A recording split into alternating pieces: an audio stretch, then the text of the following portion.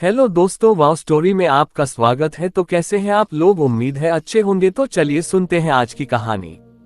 कहानी का नाम है आस्तिक। कहानी अच्छी लगे तो वीडियो को लाइक, हमारे चैनल को सब्सक्राइब और बेल आइकन दबाकर ऑल पर जरूर सेट करें ताकि हमारी आने वाली कहानियों का नोटिफिकेशन आपके पास जरूर पहुंचे। तो चलिए शुरू करते हैं। नास्तिक। कैसे परिवार में हुई श्वेता की शादी। श्वेता के ससुराल जाने के बाद उसके माता पिता को अपना खाली घर काटने को दौड़ रहा था। श्वेता चुलबुली, बड़बोली और खुले दिल की लड़की थी। मम्मी के दिल में एक ही बात खटकती रहती थी कि श्वेता देवधर्म, कर्मकांड वगैरह नहीं मानती थी। तरह तरह के पकवान हम कभी भी बना सकते हैं, इसके लिए किसी त्योहार की जरूरत क्यों।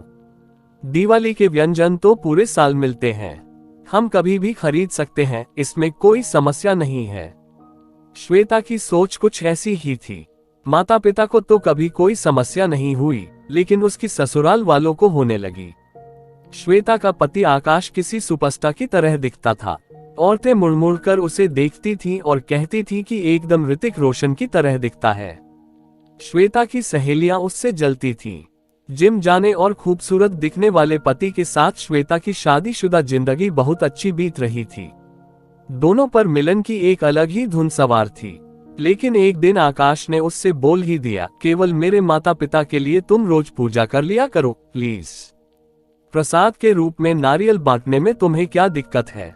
नाम के लिए एक दिन व्रत रखा करो ताकि माँ को तसल्ली हो कि उनकी बहू सुधर गई है। श्वेता गुस्से में बोली, सुधर गई मतलब? नास्तिक औरतें बिगड़ी हुई होती हैं क्या? दबाव में आकर भक्ति करना क्या सही है? जब मुझे ये सब करना नहीं अच्छा लगता तो जबरदस्ती कैसी? मैंने कभी अपने मायके में उपवास नहीं किया है। मुझे एसिडिटी हो जाती है, इसलिए मैं कम खाती हूँ। 2 रोटी और थोड़े चावल, तो व्रत क्यों रखना। श्वेता सच बोल रही थी, लेकिन इस बात से आकाश नाराज हो गया और धीरे धीरे उसने श्वेता से बात करना कम कर दिया। जब भी श्वेता आकाश के पास जाती तो आकाश ये कहकर टाल देता कि मैं आज थक गया हूँ। कहते हुए आकाश मना कर देता। ये सब बातें अब रोज की कहानी बन गई थी। तुम्हारा मुझ में इंटरेस्ट क्यों खत्म हो गया? तुम्हारी दिक्कत क्या है? श्वेता ने आकाश से पूछा। तो आकाश ने साफ शब्दों में कह दिया, तुम पहले भगवान को मानने लगो, माँ को खुश करो, उसके बाद हम अपने बारे में सोचेंगे। मेरा भगवान पूजा पाठ में विश्वास नहीं है। ये सब मैंने शादी से पहले तुम्हें बताया था, जब हम दोनों गोरेगांव के बगीचे में घूमने गए थे, तुम्हें याद है? मुझे लगा था कि तुम बदल जाओगी। ऐसे कैसे बदल जाऊंगी? मैं कोई मन में गुस्से की भावना रखकर नास्तिक नहीं बनी हूँ, यह मेरा सालों का अभ्यास है। धीरे धीरे श्वेता और उसकी सास के बीच झगड़े होने लगे। श्वेता उनके साथ मंदिर तो जाती थी, लेकिन बाहर ही खड़ी रहती थी, जिस पर झगड़े और ज्यादा बढ़ जाते थे। एक बार सास ने कहा, मंदिर के बाहर चप्पल संभालने के लिए रुकती है क्या? अंदर आएगी तो क्या हो जाएगा? श्वेता ने भी तुरंत जवाब देते हुए कहा, आप अपना काम पूरा करें, मुझे सिखाने की जरूरत नहीं है। मैं इन ढकोसलों को नहीं मानती। सास घर लौटकर रोने लगी, मुझसे इस जन्म में आज तक किसी ने ऐसी बात नहीं की थी। ऊपर वाला देख लेगा तुम्हें। ऐसा बोलते हुए सास ने पल भर में एक पढ़ी लिखी बहू को दुश्मन ठहरा दिया। शाम को आकाश के आने के बाद श्वेता बोली, मैं मायके जा रही हूँ, मुझे लेने मत आना। जब मेरा मन करेगा तब आऊंगी, लेकिन अभी से कुछ तय नहीं है। मायके ही जा रही हूँ, कहीं भाग नहीं रही हूँ, नहीं तो कुछ भी झूठी अफवाहें उड़ेगी।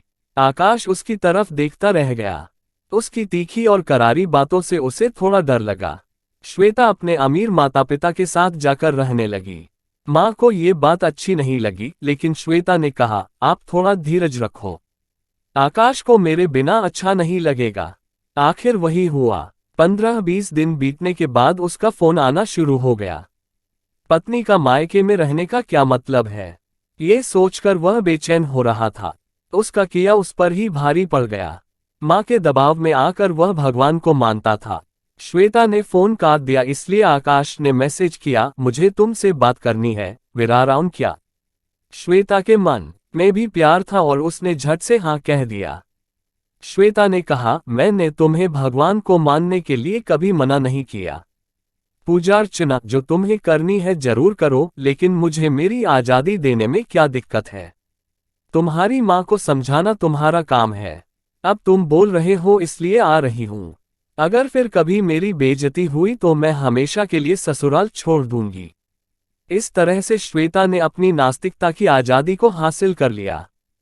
तो ये थी श्वेता की कहानी। आपको ये कहानी कैसी लगी कमेंट बॉक्स में जरूर बताएं। मिलते हैं ऐसे ही और कहानी के साथ अगली वीडियो में। तब तक के लिए अपना ख्याल रखें। धन्यवाद।